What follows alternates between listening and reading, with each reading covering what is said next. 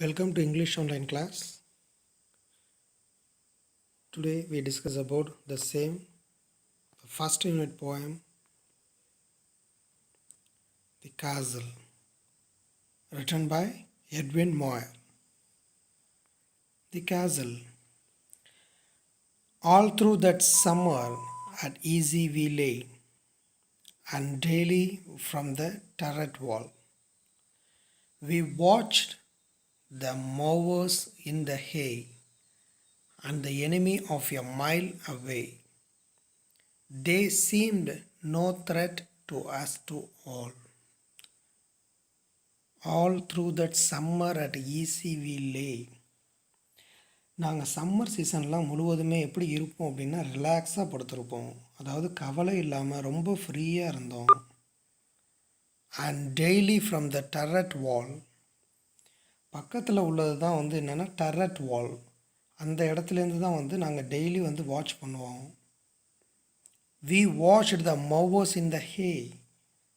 எதை அப்படின்னா அங்கே வந்து யார் யார் வர்றா யார் யார் போகிறா அப்படிங்கிற எனிமீஸையும் அதேமாதிரி மோவோஸையும் பார்த்துட்ருப்போம்.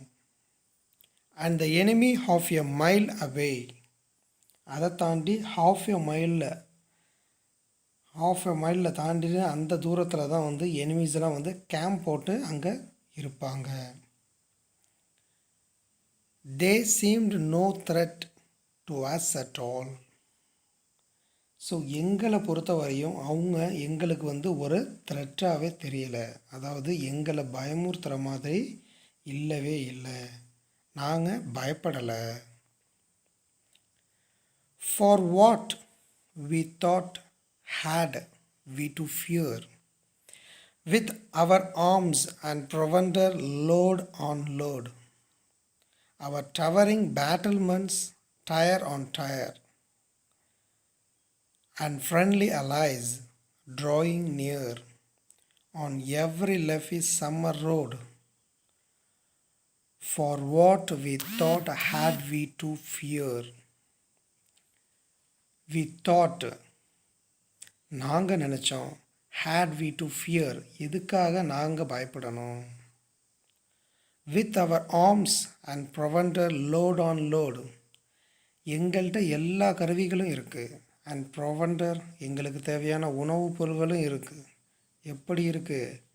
லோட் ஆன் லோடு கணக்கில் இருக்குது.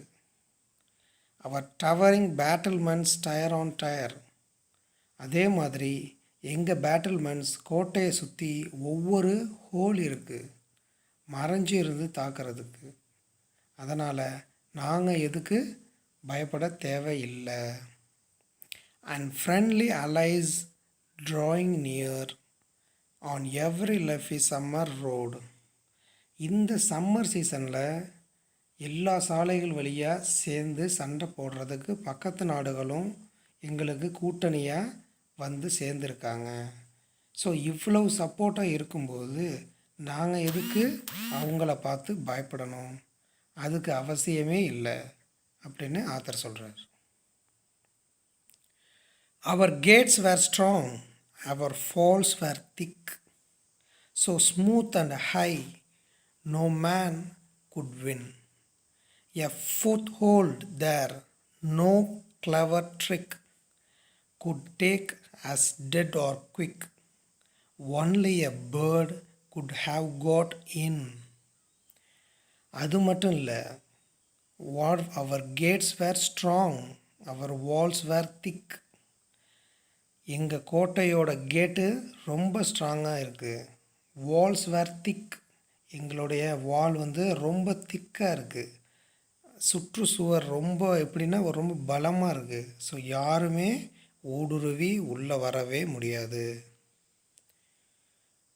So smooth and high, no man could win. A foothold there, no clever trick could take us dead or quick. எங்களுடைய வால்ஸ் எல்லாம் வந்து ரொம்ப ஸ்மூத்தாக இருக்குது, அதாவது ரொம்ப வழுக்கிற மாதிரி இருக்குது. அதனால் யாராலையும் மேலே ஏறி வரவே முடியாது. அது மட்டும் இல்லை, ரொம்ப உயரமாக இருக்குது.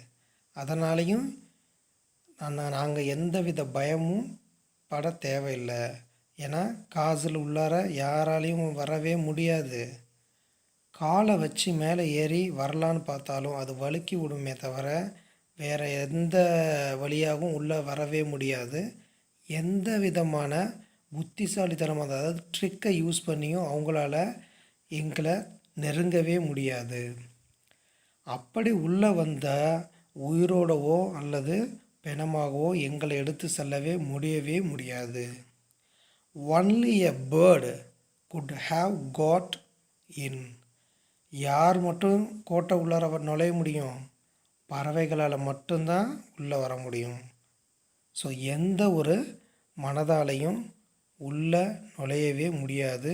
அந்த மனிதராலையும் எந்த இதையும் சாதிக்க முடியாது. ஏன்னா எங்கள் கேட் வந்து ரொம்ப ஸ்ட்ராங்காக இருக்குது, எங்கள் வால் வந்து திக்காக இருக்குது அப்படின்னு பெருமையாக சொல்கிறாரு. So thanks for watching. The next video will be part 2 of the poem. Discuss will be later. So thanks to all.